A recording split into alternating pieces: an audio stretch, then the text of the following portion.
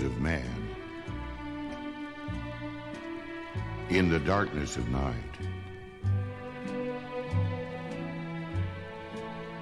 always has shone an unquenchable light.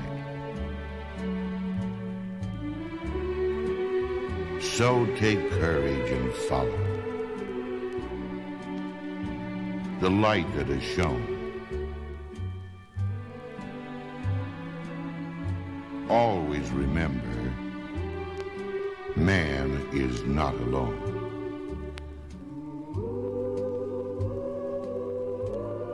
Not alone as we reach for a star in the sky. Not alone as we live, nor alone as we die.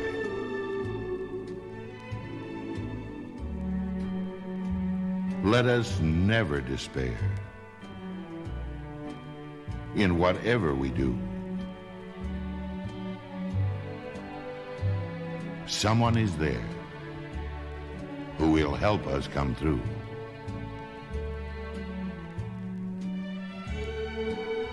We are left on our honor, but not on our own. Always remember, man is not alone. Not alone as we reach for a star in the sky. Not alone as we live, or alone as we die.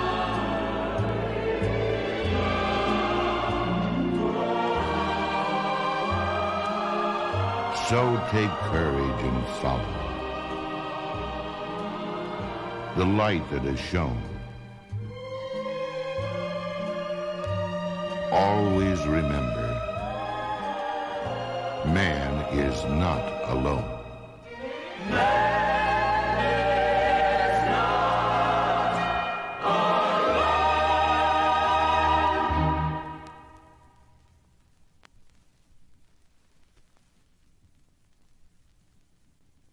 Consider the grand design and the hand of the designer. In the beginning, he created heaven and earth. Before that was chaos. He said, "Let there be light," and darkness vanished from the deep. "Let there be a firmament," said he. "Let the waters separate," and there came dry land. One he called earth, the other the seas.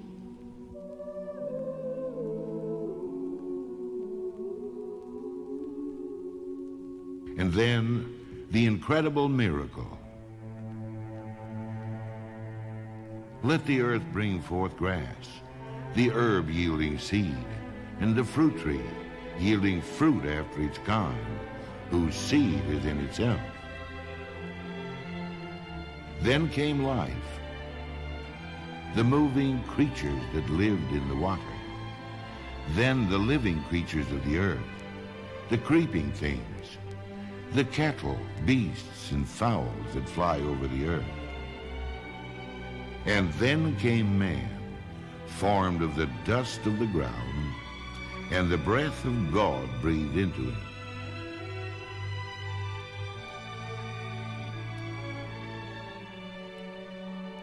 Would the Creator forsake his creation? How incredible it would seem to abandon that which God had so endowed with life and a soul, and to whom he had given dominion over all things in the earth, and who was the centerpiece of his master design. Consider the order, the adjustment of the stars and planets in their orbits, the timing in his grand design. If the moon were closer, man would be engulfed in the tides. If the sun were farther away, man would be cast into unbelievable cold. Could a God who ordered a universe for man to inhabit then forsake him? He could do no other than lead man upon the pathway of spiritual perfection. God created man and did not forsake him. Man is not alone.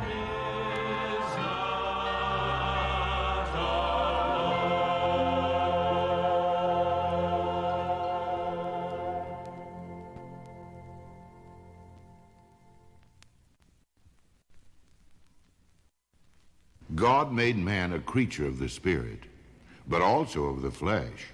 The Spirit is willing, but the flesh is weak.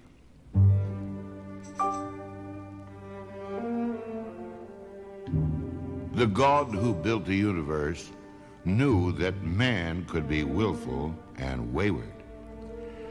He would succumb to the weaknesses of the flesh.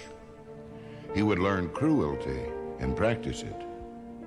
He would learn fraud, theft, deception, robbery, and to want what belongs to another. So was Cain inspired to kill his brother for a birthright which did not belong to him. So was David inspired to look upon and lust for Bathsheba and then plot the death of her spouse. So was man moved to war and pillage and evil, a folly that could bring disorder and destruction to mankind. So God summoned a man, Moses, strong, bearded, stately, a leader of his people. God called Moses to come into the mountain to hear the voice of He who designed all things.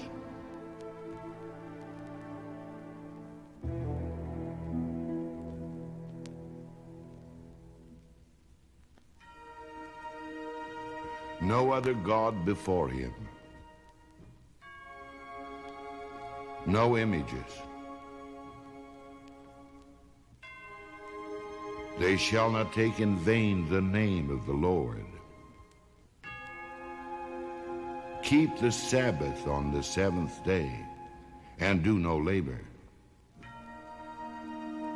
Honor father and mother. Abstain from killing, from adultery, from theft, from bearing false witness.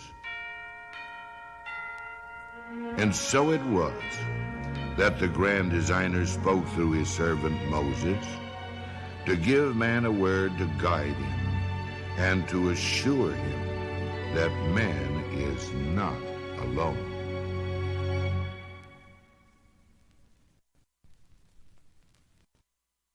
Since the dawn of time, man has spoken in music and poetry.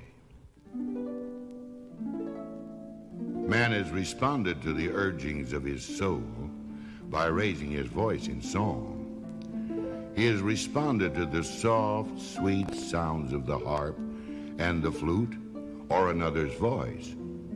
How natural it was then for man to respond to the God of the universe with a poem, with his voice raised in song.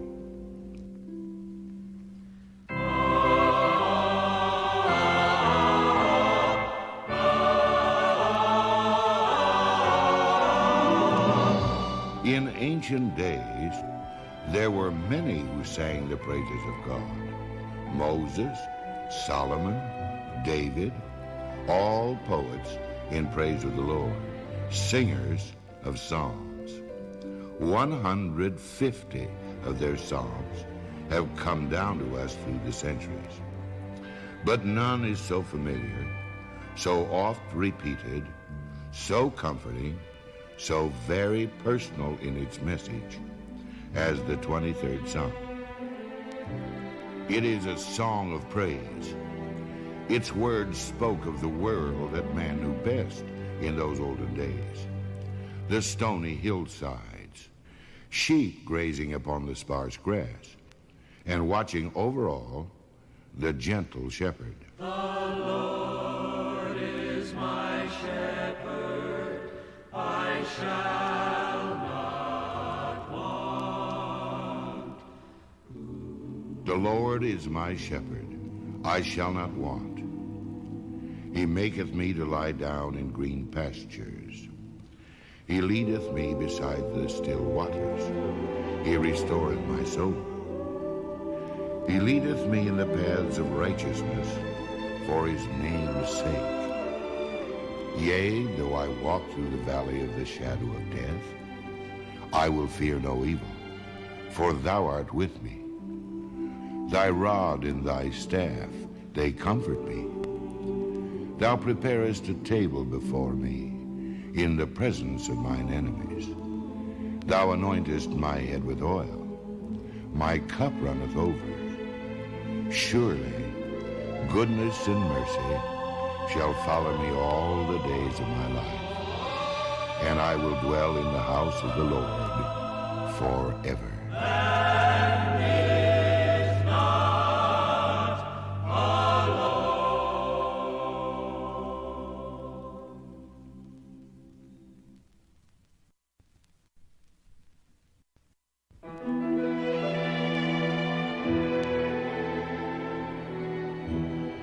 In the long journey from birth to death, man's soul reaches for God even as man's heart reaches for the stars. There came a man, a poor man born of poor parents. He grew strong, and he became a carpenter.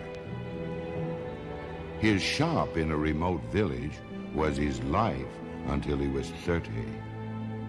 Then he left home to become a preacher, and for a time he gained a large following. But public opinion went against him and his gospel. A friend of his betrayed him to the local authorities. His closest friends were afraid, and they said they did not know the man. He was put on trial in a court of foreigners, and was convicted by a jury of his own countrymen. He had to carry a cross to the place where they hanged him between two thieves. They gambled for his clothes, the only property he owned. And when he died, they buried him in a stranger's grave.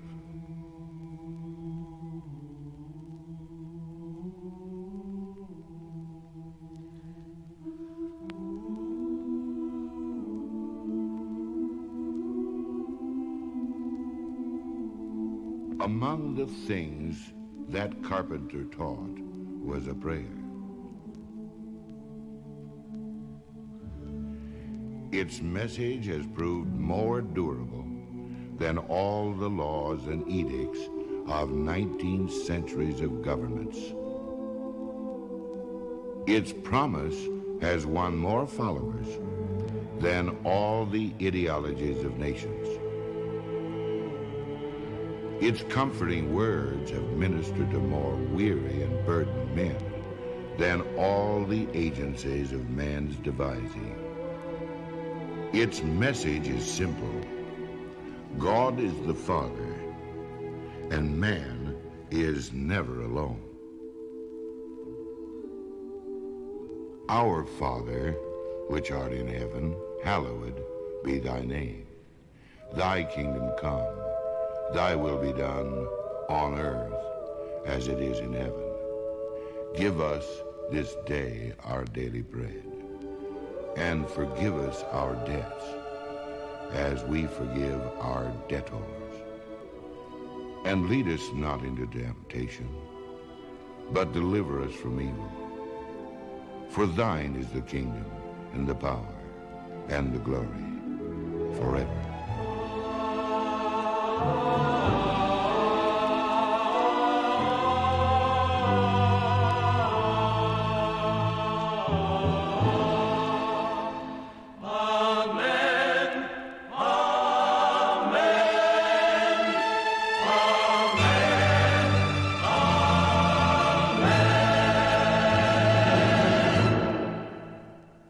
Is there a mortal being who does not know temptation? The temptations of earth are many. The list is long. too long to recount, misdeeds, uttering falsehoods, breaching the moral law, harboring revenge, taking what belongs to another, to hate, to blaspheme. These are but some of the cankerous temptations of every generation.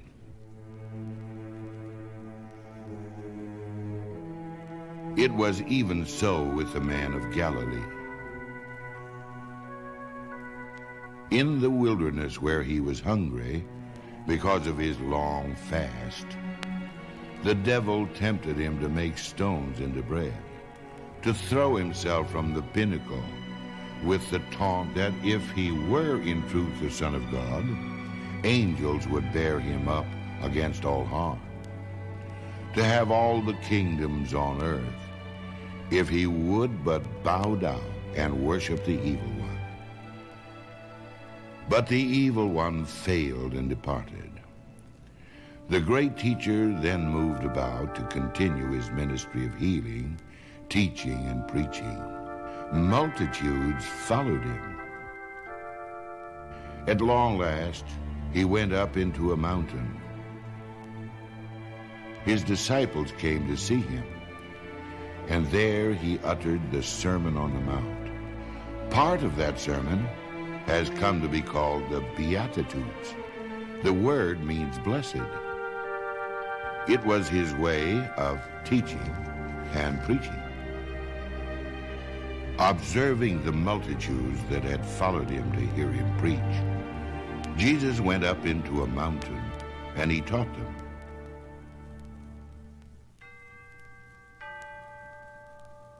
Blessed are the poor in spirit, for theirs is the kingdom of heaven.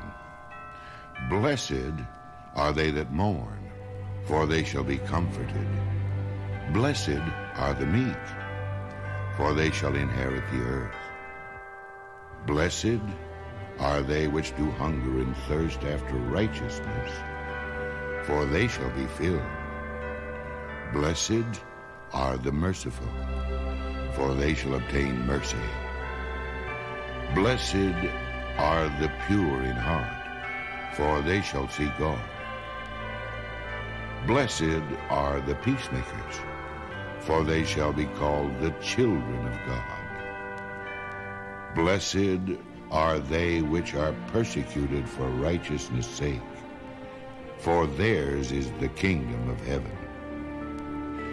Blessed are ye, when men shall revile you and persecute you, and shall say all manner of evil against you, falsely for my sake.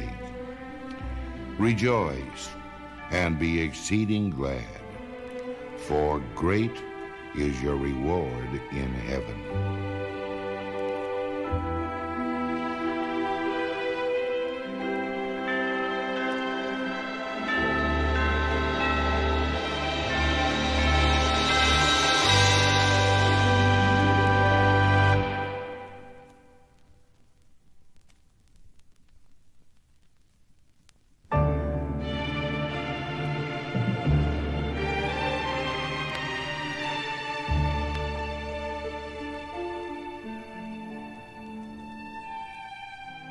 A man named Paul was converted to the gospel of Christ.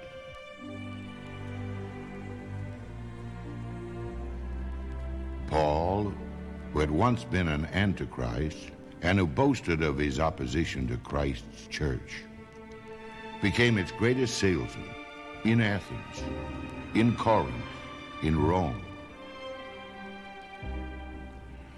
Paul said the church had its apostles, its prophets, its teachers, its miracles, and its healings.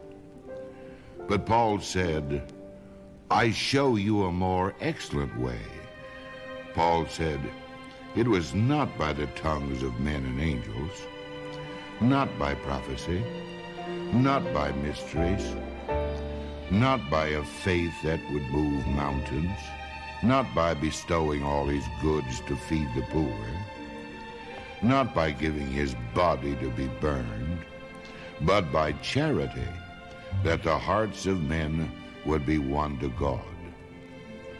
And what is charity but love? Paul said, there abideth faith, hope, charity, but the greatest of these is charity.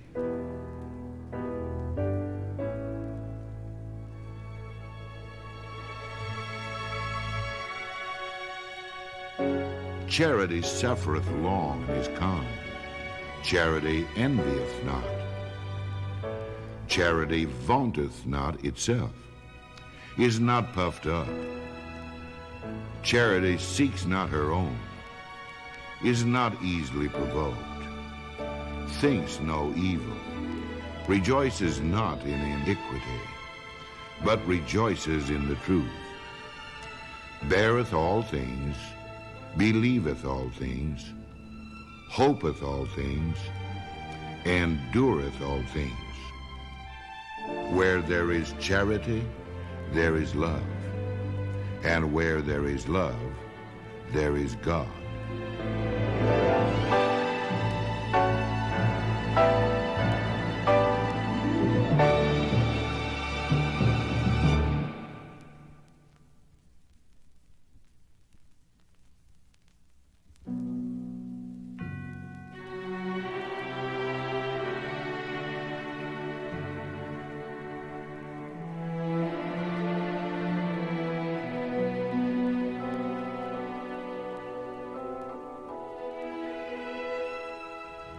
More than 7 centuries ago, there lived a pious, humble man who became a saint.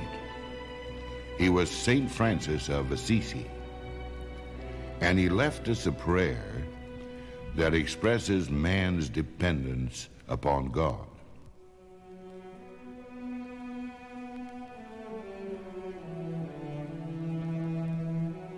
Lord, make me an instrument of thy peace. Where there is hatred, let me sow love. Where there is injury, pardon. Where there is doubt, faith. Where there is despair, hope. Where there is darkness, light. And where there is sadness, joy. O divine Master, grant that I may not so much seek to be consoled as to console, to be understood as to understand, to be loved as to love. For it is in giving that we receive, it is in pardoning that we are pardoned, and it is in dying that we are born to eternal life.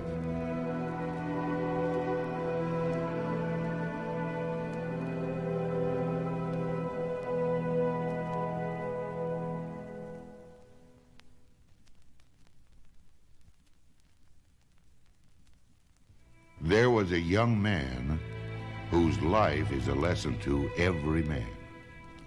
In 20 months, he suffered 21 operations. The surgeons had removed one foot. They desperately sought to save the other. It was a bone tuberculosis. Now he was back in the hospital. He had heard of the noted Dr. Joseph Lister of England and Scotland, who had developed a new method for treating such infections. This young man, William Ernest Henley, after a life of agony, might well have let hope falter, let the will to live fade, let pain destroy the desire to carry on, let misery conquer his soul. In his hour of supreme agony, words took form in his tired brain, living, pulsing words, which are an answer to every desperate moment of life. He called it Invictus, unconquerable. Here is Henley's deathless legacy. Out of the night that covers me, black as the pit from pole to pole, I thank whatever gods may be for my unconquerable soul. In the fell clutch of circumstance, I have not winced nor cried aloud. Under the bludgeoning of chance, my head is bloody but unbowed. Beyond this place of wrath and tears looms but the horror of the shade, and yet the menace of the years finds and shall find me unafraid.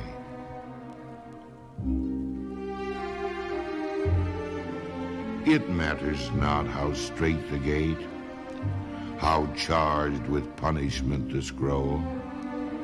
I am the master of my fate. I am the captain of my soul. Out of the night that covers me, black as the pit from pole to pole, I thank whatever God's may be for my unconquerable soul.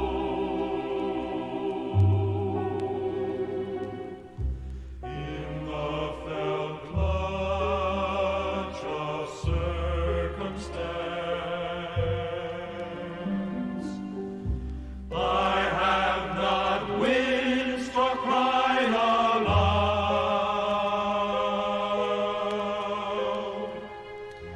Under the bludgeoning of chance, my head is bloody but unbowed. Beyond this place of wrath and tears looms but the horror of the shade, and yet the menace of the years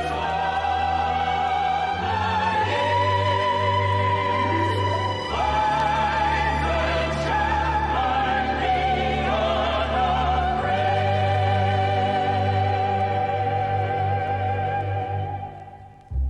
It matters not how strait the gate, how charged with punishment the scroll. I am the master of my fate. I am the captain of my soul.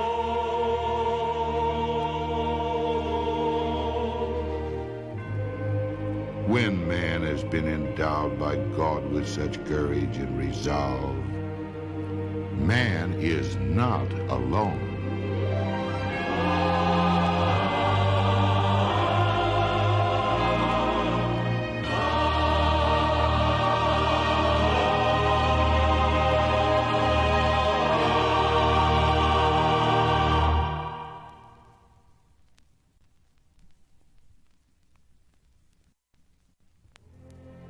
Life is no barren journey. It is we who make it so. Spending and earning, said the poet, we lay waste our powers.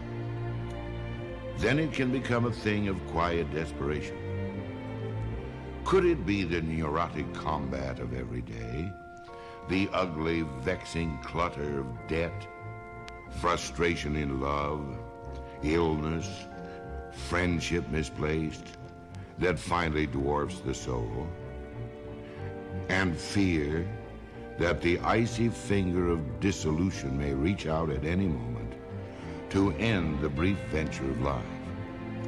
It is then that a failing faith forsakes him, and he is ready to sob in the grip of this bundle of daily fears. He believes that he stands alone.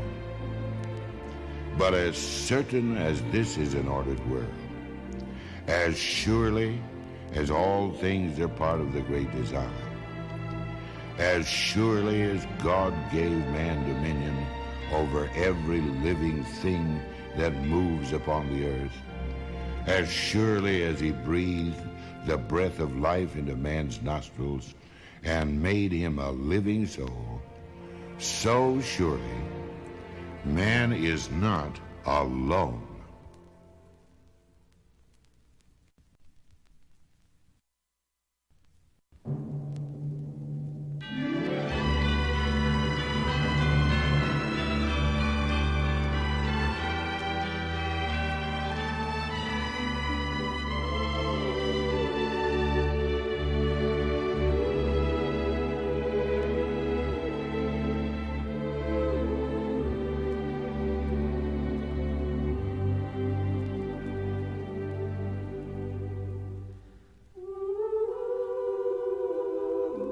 On the desk of the late President John Fitzgerald Kennedy was a short prayer. O Lord, thy sea is so great, and my boat is so small. John Kennedy was a sailor, and so are we all. Every day, all over the world, millions upon millions of people are tossed on the seas of their own vexations, battered by the troubles of a troubled world. But no man, even though he may feel he is hopelessly adrift upon the sea of life, is alone. O Lord, thy sea is so great, and my boat is so small. Man is not alone. Man is